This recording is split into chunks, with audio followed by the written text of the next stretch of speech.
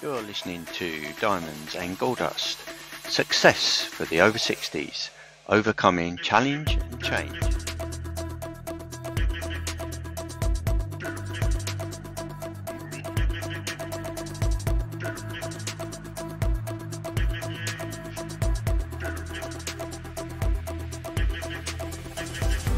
You know, my deepest impact is helping people build community or be a citizen of a community.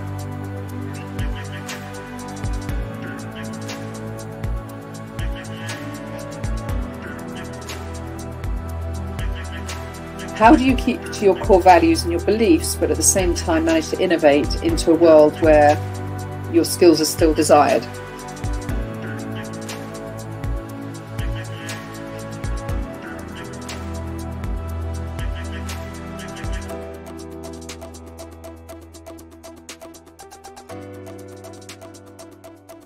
That's why I'm really keen to have this interview now, because there are so many people that are potentially going into fear, in the middle of it, coming out of it, and if I can pass any thoughts on how we recovered. In this episode, it's a real pleasure to introduce you to Penny Power OBE. Penny founded the Ecademy long before Facebook and LinkedIn were ever thought of. Penny is a renowned speaker, an expert on business and business community. Penny is also the author of Business is Personal and more recently the BIP 100 Club. It's a community for business experts. So without further ado, I'd love to introduce you to Penny Power OBE.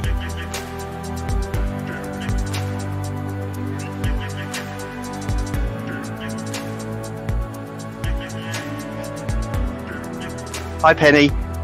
Hello Stu, lovely to see you. And you, yeah, thanks so much for coming on. It's a real pleasure to have you on today, and I'm sure the listeners will really want to know your story, where you got to where you are now, and the ups and downs, the hardships, the triumphs, and that you've been through. And I know you've written a book, and you were the first you developed the Ecademy, and lots of successes, but. Let's hear it from you. What's your story? How you got to where you are now, and what you see for the future?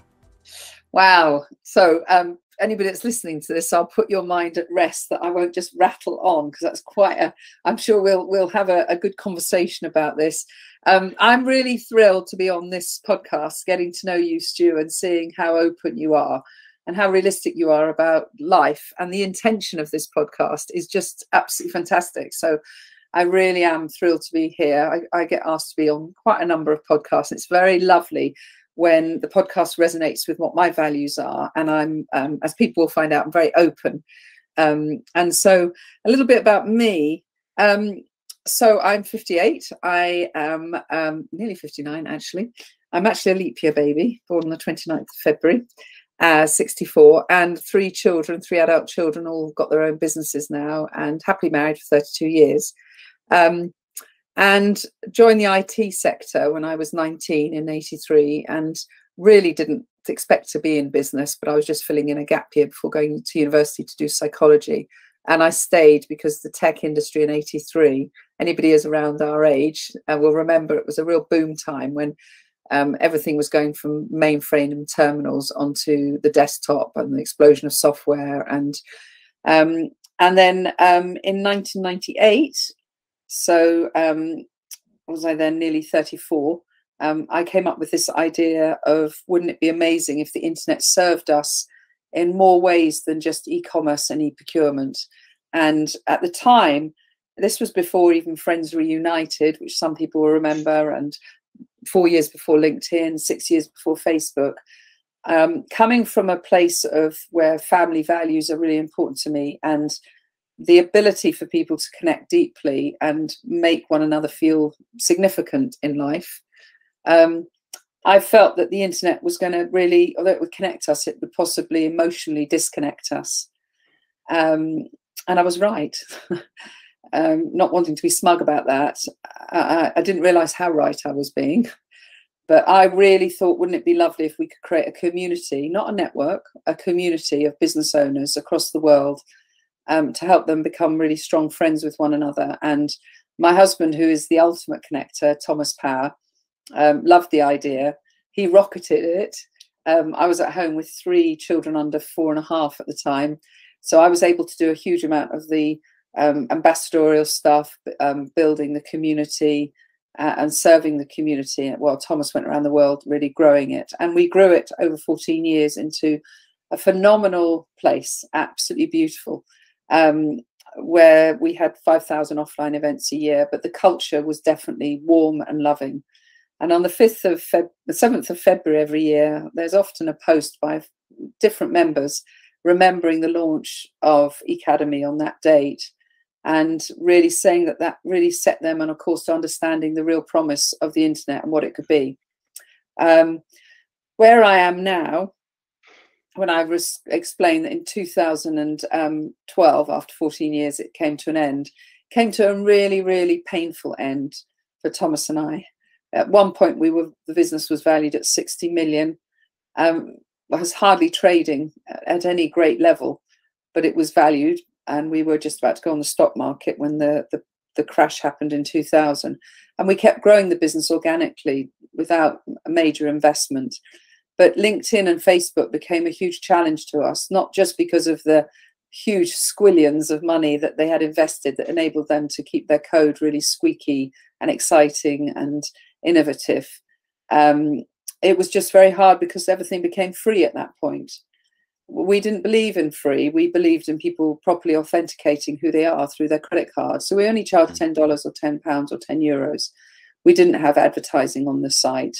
But the world really was starting to go across to broadcast, social media, and it was starting to disconnect. And the effort of being a friend to somebody else started to become irrelevant to a lot of people. And it just became untenable for us to keep the culture and the belief systems that we had going to a point where we could maintain the business in the way that we believed in. So we went from that huge valuation to being actually really quite financially destitute and, you know, moving out of our home. We did volunteer to move out of the home, but into rental, make sure that we liquidise some of the money from the house so that we can maintain some of the standards that we wanted in our home life for our kids and the education that they were in. And since 2012, so what's that, just over 10 years, we've been rebuilding our lives. And that's why I'm really keen to have this interview now, because there are so many people that are potentially going into fear in the middle of it, coming out of it. And if I can pass any thoughts on how we recovered and how I can absolutely say I'm happier today than I was at any point during when Ecademy was big, because now we've created a business that much more suits our personality and the intimacy that we want with people rather than a machine. Do you think that's a key, Penny, to follow your path and to be brave enough to follow it? It's quite easy to, I suppose, if you've been part of a large organization like Ecademy and then you change course and you've done it on value and principles, you know, the fear is it's easy to go back to where you were or to stay where you are. I can't say that we were courageous at the time because it was a forced situation. If we could have avoided it, I think we'd have done anything we could, because you sort of feel like that is the only way of having oxygen, and you cling on for dear life to the point where you realise you should have surrendered much earlier. But as anybody will know, actually seeing the writing, I should say, on the wall and actually believing it are two different things. So it would take courage. It would take a lot of courage to bring a business to a close before it became a disaster. That would be courageous. So I don't think we were particularly courageous. It became, you know, there was an absolute full stop for us in the end. That was actually in chapter 2 of my book. I call it Being Broken, and it's the whole journey. It's almost like a historical look at the internet as well, because it's quite interesting to see what you know, the difference between 1998 and 2012 in internet terms and in social networking, social media terms is really profound. I mean, in 98, we were teaching people what a blog was, and we were teaching people how to set up a profile. And you know, now it's second nature to us all to know that whenever we join any network, we know to create a profile. And, you know, these things weren't second nature then. In 2012, when it came to an end, I think the greatest challenge for us was, well, what is our identity now? Because our identity was so connected to this global business called Ecademy. Yet we couldn't lick our wounds. We had to survive financially with 3 kids, various stages of their lives that required us to be strong and keep a roof over their head and keep them in their education and universities or whatever stage they were at. We very much had that scarcity mindset, not an abundant one. We were, you know, grabbing hold of whatever we could. I was very fortunate that I had actually come up with an idea, having written the Digital Business Britain manifesto with the business minister at the time was the overall minister was Vince Cable, but the business minister was Mark Prisk, and I wrote the Digital Business Britain manifesto, and in it was really talking about the skills gap, and it was really apparent that there was a digital skills gap, but you had these born digital youths coming through who all had social context around how to use YouTube and Facebook and Instagram, but they didn't have any commercial awareness. So there was this big gap. And in 2012 was when, you know, there was the Tottenham riots. There was a lot of very unhappy kids. And I looked at the apprenticeship model and thought, well, this is fantastic because it's vocational. Kids can come out of education in the traditional sense and start applying themselves to what their skill is rather than the way that they've necessarily been educated. And so we gave birth to a digital apprenticeship, a digital marketing apprenticeship, which didn't exist. And we trailblazed that, and I got investors and started a company called Digital Youth Academy. But it meant learning a whole new industry, learning education and learning how it's funded and learning further education colleges. But I was really beautifully welcomed into it by some people. And I think what I learned from that was that no matter what happens in your life, if you've maintained your own reputation and your brand and you have created goodwill, your social capital, as opposed to your financial capital, will help you. And it will help you through some of the toughest times. And that's what I really experienced when I moved into this education sector. There's some beautiful people in it running, particularly in further education, because they're sort of squeezed between traditional schools and higher education, the universities. They're sort of seen as the poor relation, yet they are such an important bridge, and they're run by amazing people. So yeah, I spent 4 years building that brand and that business until I got that through to an exit. But again, it wasn't an exit that was particularly financially successful. But it got me on the way. But I suppose the message in there is, how do you keep to your core values and your beliefs, but at the same time manage to innovate into a world where your skills are still desired? And it has been a very interesting 10, 11-year journey, actually, in that. It's interesting what you say about the social capital and the identification, you know, because many of us, and even myself included, we identify ourselves with our job or our business. What do you do? I'm a professional this or a professional that. And one thing I'm discovering is that, like you say, if you can build, do we build, how do we identify with who we are rather than, you know, identifying with our job or our profession? And particularly coming up to retirement age, you know, we may not be doing the same profession anymore. Maybe we have retired from that profession. You know, then we ask the question, well, who are we now? You know, do you have any suggestions to people that maybe approaching that age, that, you know, how they can start to really search for that truth around who they are rather than identify with what they've done all their life? I mean, I found myself thinking, you know, what am I identifying? What's my, you know, has my programming for most of my professional career, you know, my identification of myself actually been not true to who I really am, you know, and I think one of the most difficult things for me is to come to a realization, admit that, my God, I could have been wrong for all of those years, you know. Yeah, And well, now we look, have different now I'm finding drivers, my though. legs. Yeah, I'm I finding my know. voice, you know.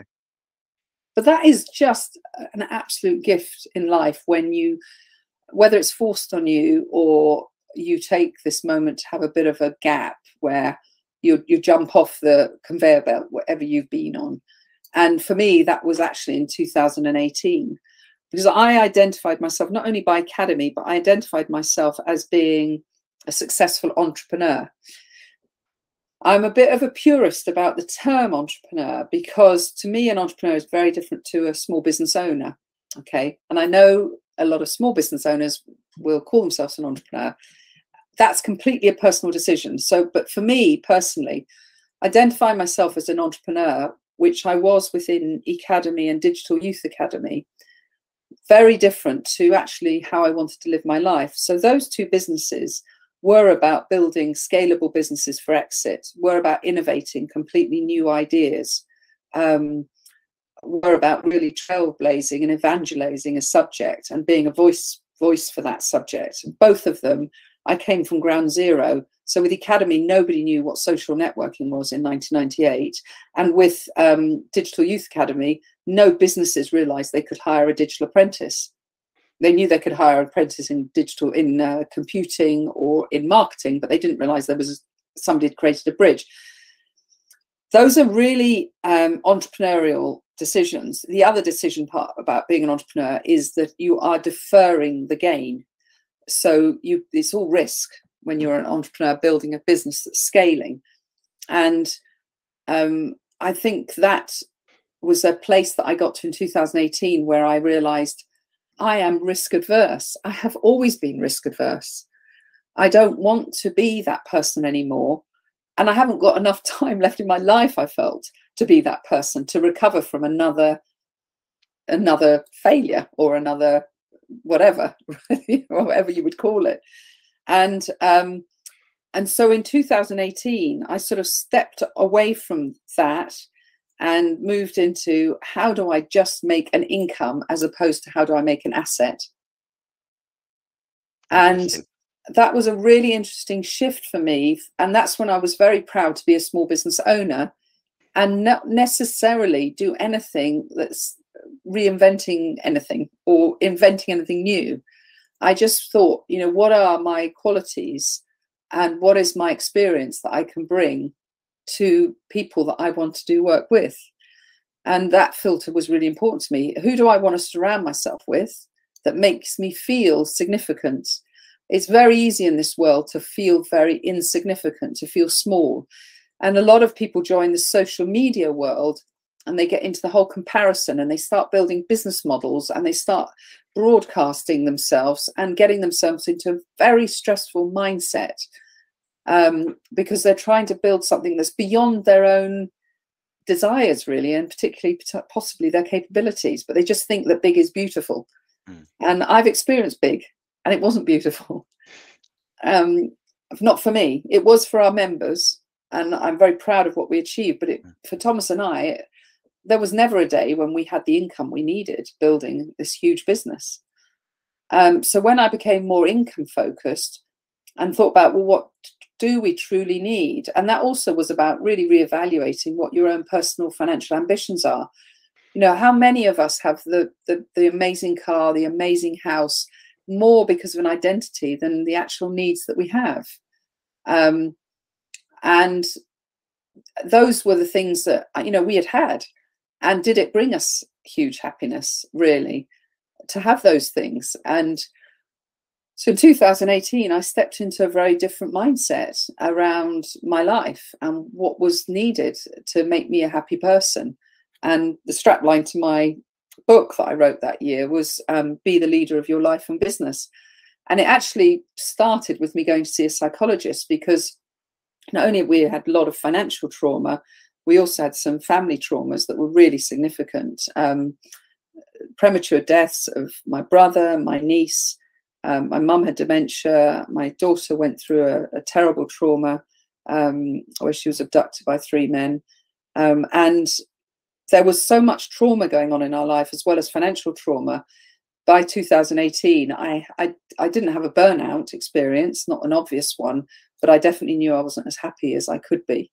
And so that opportunity to reevaluate my life and talk it through with a psychologist is what I've actually included in my book, because I felt like there should be 5 million people in the room with me who were all struggling business owners, to really give us an idea of what are our character traits and our personality traits that we're not really aligning with in the way that we're trying to live our lives. And so since 2018, my husband and I have reconstructed our lives. And actually, interestingly, our income is higher than it's ever been, but we just don't have an asset like we had. But what was that asset giving us, really? It was a dream. Yeah. Yeah, I think with myself as well, you know, I did scale my business at one point, and you know, had the income, and I was identifying with the status. I'm not sure I was particularly happy. I was continually striving, and it wasn't till I was able to let it go, had to let it go. Yeah. The unraveling of who I thought I was to get into me wasn't a straightforward, easy process. No. But it's getting me to a place where I'm reevaluating what I want out of life, and going back to what you said about, you know, it doesn't have to be on a grand scale. You know, it can be, you know, just focused in on where you think your strengths and weaknesses are. You know, what you prefer to feel more comfortable with, where the vibe is that gives you a little boost. You know, and so I think staying on that, I think it's you know, really amazing and noble of how you've actually transformed from a large, you know, the large organization, going through the difficult times that you did with the traumas, and then coming to where you are now, because you seem so happy and bright and vibrant and a lot of and positive energy. So how did that transition from that, where you were at that low point, how was that transition to where you are now, that healing process? I mean, what kind of things did you do, or was it just a kind of did it kind of evolve? No, I think there was a lot of effort put into it, but with a lot more clarity about what was right for me. So in 2018, in 2018, I just stepped away from that aspirational entrepreneur mindset into, actually, I am really comfortable with who I am, just who I am. And that's a really interesting subject in its own right. And there was a few things that catalyzed that for me. One of them was, I mean, I've been really blessed that I've always been asked to do a lot of public speaking, which is fantastic. And I love my public speaking career. And that didn't come to an end. But actually, I had got used to entering any room and people knew who I was, right? And so this will make me sound like I'm a real egotist, but it was incredible for the ego. It gave me confidence. If you walk into a room and people know who you are, you're going to have a lot more confidence. And there was an event early on in 2018 in Bristol, and I was asked to speak at it, but the amount of money they were willing to pay me was a lot less than I'm used to, or I used to command. But I thought, yeah, I'll do it. I want to do it. It was to small businesses. It was sort of a small business expo. And when I drove down it was an awful journey. I live in Farnham in Surrey. I had a terrible journey down the M4 to Bristol. Terrible time going, what's that, M something, that when you come off the M4 down to Bristol.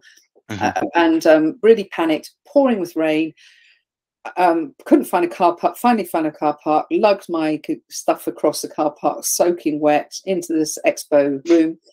Now, what I was always used to was there would usually be a green room. Somebody would meet me. They would say, "Oh, Penny." I think there's a thing where it's very good for speakers to be boosted a bit, because you're going to have a lot of courage to stand and speak. So usually I was used to people saying, "Fantastic, you're here, Penny," you know, given a cup of coffee. Instead, I found myself queuing with everybody to get a badge, nobody knowing who I was, and then taken by somebody in a very unprofessional way to a room that I was going to speak in. And found that in this room there were hardly anybody in there, and I was used to big audiences. There was about 12 people in the room, and when I asked if just to get some context, does anybody know me? Not one person knew me. And the whole experience was really grounding for me, but it absolutely played to the dark side of me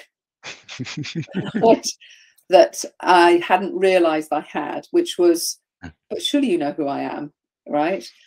So I actually sent a little bit of a task, and I went off to the loo and I Googled how to get out of the way of your own ego while I was sitting on the loo, just to give myself some, because I was literally in a bit of a frenetic feeling. And I realized what was going on, and I reset my head. This isn't about you, Penny. It's what impact you can have on those 12 people. And that's always been my mantra in life. But for some reason, this transition was really testing that. And we had a really successful, lovely, intimate time talking with them, helping them. It was almost like group coaching that I did in the end. And on the way home, I rang Thomas from the car and I said, "Oh my God, Thomas, I've just had the most awful experience. Nobody knew who I was." And Thomas said, "Isn't that fantastic?" And that's to be on the big stage and known by everyone for much longer than me and much deeper than me across the world.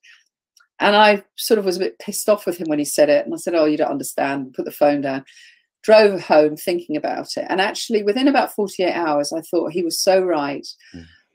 Because the strain of trying to keep up an identity absolutely strips you of what you really are and who you want to be and who you can be for the world and the people that are in front of you. And I think this whole subject of ego is really interesting. Somebody who you should interview is a brilliant lady called Mary Gregory, who wrote a book called Ego. She's amazing. Great. She's been one of my clients. She joined our mastermind. She's a fantastic lady. She was a member of Ecademy. And I've actually hired her to do some webinars for our clients. It's a really interesting subject because we need ego. You know, I read in a book that, you know, you come down, I think it was in a Power of Now or something, but you come down, you're born in spirit. You come from spirit into a human existence. You die in spirit. And then that line across, that sort of line that you're going through, you don't want to stay too spiritual and you don't want to go into too much ego. You actually want to find the balanced position in the middle to have a human experience. Because we all know people who are too ego aren't very easy to communicate with. And people who are too spiritual can also be hard to communicate with. If you can find that balance, and that's been a real place for me in my life where, and I think balancing ego and our decisions are we making decisions based on our ego, or are we making our decisions based on impact?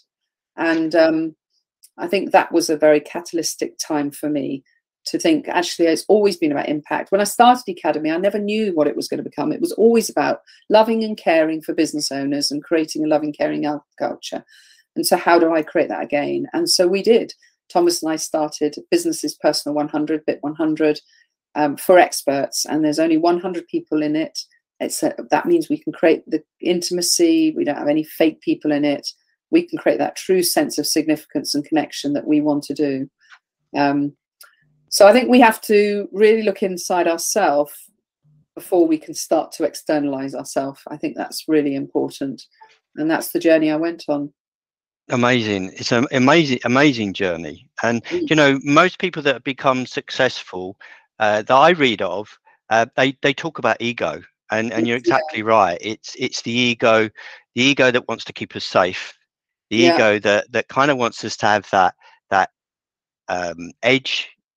But then you're right to balance that with understanding. And I think sometimes the ego really doesn't want us to know who we really are. Yeah. You know, it wants us to be who we think other people think we should be. Exactly.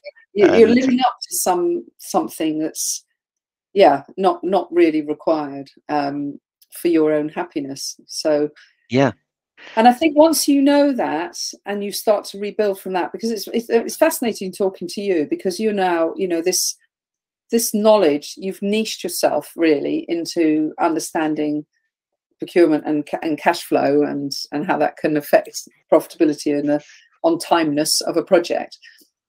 That's clearly something you enjoyed about it, but you've had this big quantity surveyor, you know, quite a big reaching brand in that. But now, I think now is the time for us all to really niche into what really gives us joy and where our deepest impact can be. And it will be just a, you know, my deepest impact is helping people build community or be a citizen of a community and know how to be a citizen. That to me is that's aligns with me when I was a 10-year-old all the way through to when I'm a 110-year-old, hopefully. Yeah. You know, it's a fantastic subject, community, and I think it's, you know, really coming back. People are searching, particularly with what we've been through the last 3 years. People are really searching to find their identity and find their identity in a community. I know with me, when I became found myself homeless, somebody suggested to me a choir, join a choir, and something I hadn't done that before, and I'd never would have dawned on me to join a choir. And it's a choir called the Choir with No Name, and it's a choir that's been set up. It's actually a charity, but it's set up for homeless and marginalised people. And I went along there, and I was feeling, I suppose, pretty deflated, pretty down, you know. And I went there, and I got such a boost. And there's people, you know, people there from all sorts of, and it's community. I didn't realize at first, but it's actually community. We go there, we sing together, and then we have a meal together afterwards. And there's people from all sorts of walks of life that have maybe hit on hard times, men and women that have maybe been homeless, lived on the streets. Some of the testimonies are amazing, from people that have been millionaires and now are not, people that maybe have suffered some mental health problems or other health problems, people that have been shot, stabbed, you name it. You know, some of them, they say it's a it's a life-saving event to be part of a community, and I think it is, you know, if you find your own identity and find that within a kind and loving community, maybe people that share in similar walk of life as you, whether it's business or personal, or, you know, you've got some, you know, maybe you're suffering homelessness, but, you know, you can share it together, and I think that carries the burden, gives you a bit of a boost, you know. It's lovely. And I think what we all want to know is that our human experience is actually normal. I think, you know, it's very hard if we don't become part of a community and have real experiences and real conversations. We will feel very isolated and think that we're so abnormal, that we've screwed up somewhere in our lives. We will, you know, it's so important to be in a community where you are with normal people who talk normal life and realize that the human experience is a real challenge. It can be very beautiful, but, you know, I look out, we've got a meadow next to us here and it's flooded at the moment. And I look out every day. Sometimes there are deer, sometimes there are fox, sometimes there are birds. And I look at them and I think, you know, we are just animals. At the end of the day, I'm watching them, hoping they don't get smashed by a car on the road, you know, hoping they get enough food in, hoping they find shelter tonight. We're all the same. We are all the same. And so our 90 years, or however long we have on this earth, every single person will have moments when they can't find the food, when they can't find the shelter, when they're dodging the car that's going to run them over. It's just the human experience is still an animal experience, isn't it? It is, yeah. But when we are listening to other people and take time to listen, which is a beautiful thing to do for others, it's so calming, because we then realize that it's not that we are screwing up on life, that we're just all doing our best and things happen to us. Sometimes they're in our control and sometimes they're not. And at the moment, you know, the world is in turmoil. You know, we've come out of COVID, we've got wars, we've got cost of living crisis. Nobody should be embarrassed at all by the situation they find themselves in, but they do need to have the courage, as you've said earlier, to connect in with communities, whether it's a singing one. I in 2018 walked into our local church for the first time, and I walked in, I did a post on LinkedIn about this, and it's actually unbelievable how much attention this post has got. because I explained that I just walked into the church not knowing whether I believed in God, but I only wanted to find love and hope. And I said to the vicar after the first service that I did, sitting in there, and I was very emotional at the back of the church, I was crying quite a lot. And he came up to me and he said, "What brings you here?" And I said, "I have no idea whether I believe in God, but I just felt I needed a sense of love and hope around me." And he said, "Well, I believe God brought you here. So that's up to me to believe that, but you can definitely have as much love and hope as you want." And Thomas and I love it there. I'm still on a journey to whether I believe in, I watched this incredible congregation. But, that was my version of you going to the singing community. And, my desire is to bring true community to the business world. So I suppose we've been through watching social networking, then social media, and now the next true phase should be community. A lot of people are relabeling their networks into community and saying we run a community, but a community doesn't function at a transactional level. It functions for the citizens, by the citizens, and enables citizens to love one another and give each other significance. And that's really what we did back in '98 and what we believed in until we had to close it in 2012. And that's what we're bringing back ourselves, but also helping others to achieve it within their businesses.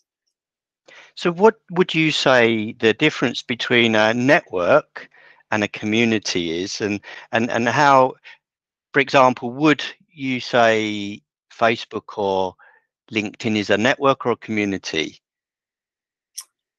Well, first of all, I would say that if people are in a community, they'll use the phrase, "I belong to a community. I belong to it." When they talk about a network, they tend to say, "I use a network." So that immediately says one is an emotional word. A sense of belonging is a human need. Anybody that knows Maslow's hierarchy of needs, it's the middle one. After satisfying your physical needs, feeling safety, the next one is a sense of belonging and attachment. Then you get self-esteem, and then you get self-actualization.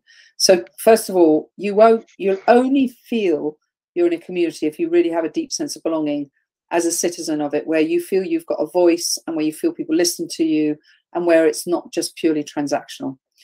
Networks are great, absolutely fine, but networks tend to be more transactional. People go business networking in order to look for business, and fantastic, that's fine. And sometimes that's all that is available to us. That's really all that has been available to us, is business networking. However, some people, so there's the BNI network, the Business Network International Network, created over 30 years ago. And they run breakfast networks. And now I know, because I've been aligned to them for years, I've done lots of speaking and supporting global conferences and things like that. Some of the BNI leaders will treat it like a community, because the leadership is there to serve. And you have to have a servant leadership approach to running a community. It's not about you, it's about the citizens and what they're achieving and getting. And definition of achieving can be very wide. It can be reducing your sense of loneliness, even in a business network. I mean, I do a survey regularly on it, and over 70% of business people say that they are lonely in this survey. And I get a good number of people answering it. Loneliness, it's in our lives in many ways, but business loneliness is really huge. And it's not surprising, especially now I've got remote working as well, because when you're in a community, you get a sense of connection, proper connection. You get a sense of contribution, where you can contribute to others and others will contribute to you. And you get a sense of significance. And significance is the feeling of being worthy of attention. That's what significance means. When you're in a network, it's very different. It's more about what you do, not who you are. And people will filter based on, is this person going to be useful to me, either as a client or a supplier? They're not really spending the time to deeply open up at a really truthful level with one another and become potentially lifelong friends. I think you're right. And particularly in certain circles, particularly in my professional background, sometimes it's a little bit taboo to let your emotions or feelings. It's all very professional, and you have to remain professional. And sometimes I think a little bit of authenticity and a little bit of openness, even in business, as you say, we're all human, we're all animals, if you like. We're human beings. We've got emotions, we've got energy, and even in a business meeting, we're all trying to hide the vibe. We're all trying to be very professional, but maybe there'd be a better connectiveness, maybe better outcomes if people were able to be a little bit more open. I know when in my position, I found it very kind of part of my healing process to share, and I'm not quite sure whether people really want to hear it. That's the fear. If I open up and say, well, I'm in this position, I've got here because I might be frightened that people might think, well, he's less than because he's ended up doing that. But I found that sharing it, I did a series of live Facebook lives talking about where I was and what I was doing, and probably because I was reasonably confident nobody was looking, but I started to find out people were looking, but I found it very cathartic. Really, it was part of my healing to but also I think keeping myself accountable to myself, that I'm going to actually turn the corner and turn this into something positive, trying to not label the feeling, this is a bad thing. Just try and feel the energy and what is this, what is it, just observing it and saying, well, actually I can push this into something. This is actually just energy that I can push into something more positive. And that's brilliant. That is brilliant. It is, I think, that when you get the opportunity to share, and we can do that in many ways, you are getting to a point of acceptance about where you are. And the opposite of acceptance is resistance. And until you can accept, and so clearly you went through a journey and I went through the journey of just accepting, not, just accepting it's happened. And actually, scientifically, my psychologist told me that really does create quite a big shift in the neuro pathways of your brain. It actually moves you from being defined by your past into becoming a memory, but not defining you. And I did this with 16 different things that were defining my everyday, things that would come up in my everyday that were not relevant to my future. And so I went through what's called EMDR, and I went through that. Sharing with a psychologist was the first step of what you talk about, and then you shift into acceptance, and then when you go past acceptance, you're ready to move forward. But until you are able to talk about it, even if it's just with one psychologist or one friend, until you're ready to own up to it and talk it through, you are resisting. And while you're still in resistance, you're in denial. You can't move forward.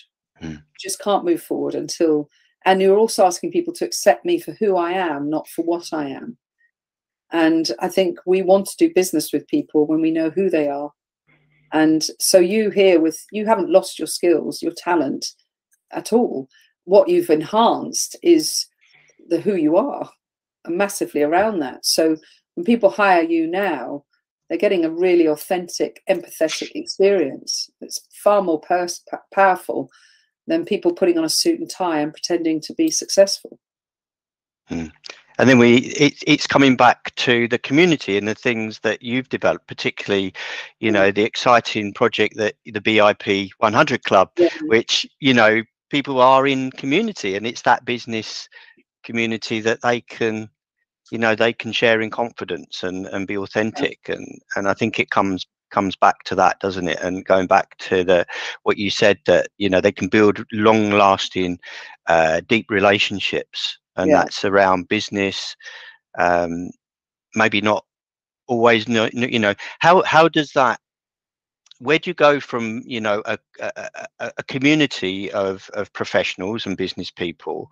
Where is that line between that kind of personal relationships and the transactional relationships. Yeah, You know, because it's kind of finding where that is. It is. I mean, we say community first, commerce second in terms of set values. And we spend a lot of time talking to people that apply before we actually say, I think you would enjoy this community. You're right for it, and we're right for you. Because we want to make sure that this investment is going to give them value. And if there's a mismatch, it's just going to be a waste of money. So effectively, the community is run either on, we run it on Slack, where that's an open community where people can talk and ask questions, and there's various themes on it. We run it on Zoom, where there's 3 or 4 Zooms every week with different themes where people come in and talk and share and help each other in different ways. But the most critical part of it is that we've got everybody's profile on an app, and it's the real culture of having one-to-ones, so that when you know and have the courage to say to someone, can I have a one-to-one with you? You know that you're going into a situation where it's going to be community first, commerce second. But ultimately, everybody will talk about their business, but people have got to know each other. And one of our members said they don't Google it now, they bip it. And so when you create that, you create a very natural marketplace where people will look, a bit like, no difference to the offline world, where I live in a village called Tilford. There's a pub, there's a cricket club, there's a village hall, there's a little primary school, and there's neighbours. And some people won't ever go to the pub. They'll literally knock on each other's doors as neighbours and have each other in for cups of tea or a glass of wine. And they're doing the one-to-ones. Some people will spend every Friday night in the pub, and they'll be known in there, and they'll be seen in that light. Some people will say, we've got a cricket field, but we haven't got a cricket club. Why don't we start one? And one of the citizens will create a new idea. And we've had that happen, where the diary has expanded on what's going on, because a member will say, I'd like to contribute this to it. Thursday night, we're going to the theatre with a load of members, because a member has said, I'm going to arrange 4 theatre trips this year. That's true community. But the commercial part happens because you get to, everybody's interested in business. Everybody's intrigued by, I'm very interested in you as a person. And now I know that you belong to this singing group and what you've been through. But I'm also clocking and tagging the fact that you understand construction cash flow, for example. That tag sits with people, and they just always are looking out for opportunities for each other. Because it's great when you can pass that connection to someone. I mean, today I've connected loads of people to loads of people as a speaker. I've had a conversation with a speaking agency, and I've said, what other types of speakers do you look for? And I'm constantly thinking of that community, but they're all doing that. In the same way, in the pub, you'll get to know who the plumber is and the roofer is and the gardener is and the accountant is.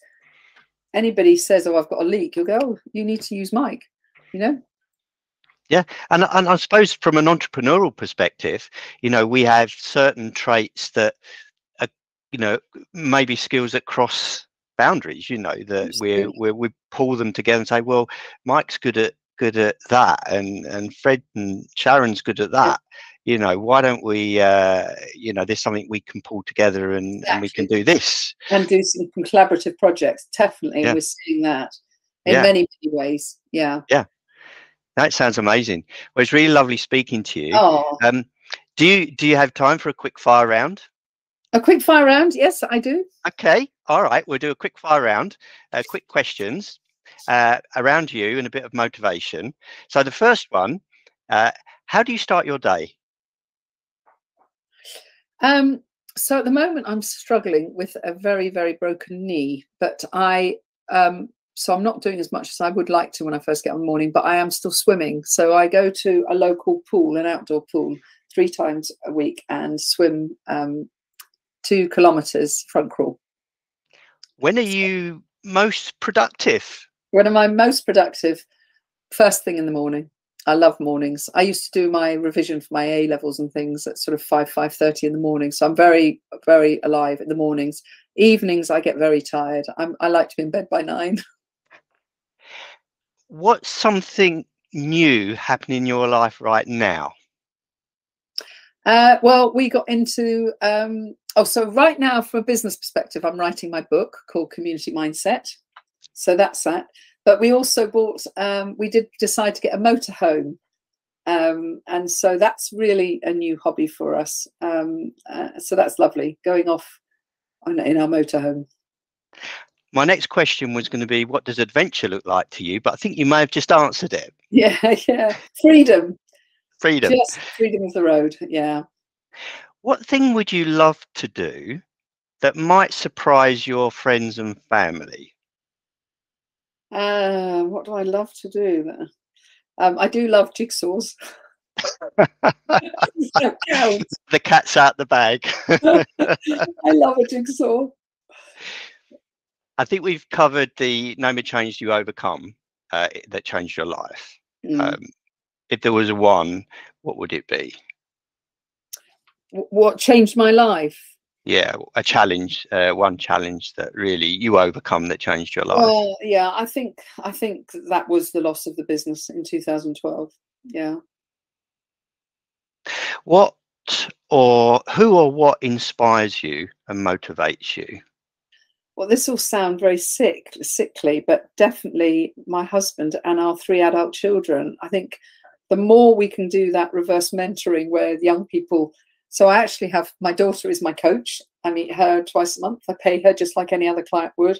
She's helping me to move through from being an achiever to being a performer, you know, in terms of mindset. Thomas, his relentless ability to connect people, his memory really inspires me. My son is one of them is a mental health guy, TJ Power on Instagram. He's amazing. He works in neuroscience and he really inspires me. He runs a weekly session on wellbeing for our members. And my other son is in the blockchain world, but he's really transforming it from a very really community-based stuff, which really is inspiring because he understands Web 3.0 very clearly. And what does success mean to you? Success means to me is just that inner peace, which not saying you can get it every day, but if I can just be content and grateful for what I have, that is success. Amazing. And one last question. What advice would you give to your young self? Don't get an investor. Nice one. Yeah. Thank you for that, Penny. Well, it's been absolute amazing having you on. A wonderful conversation, really interesting. Thank you so much. You're so welcome. I've loved every minute. Thank you. You've been listening to Diamonds and Gold Dust, Success for Over 60s, Overcoming Challenge and Change.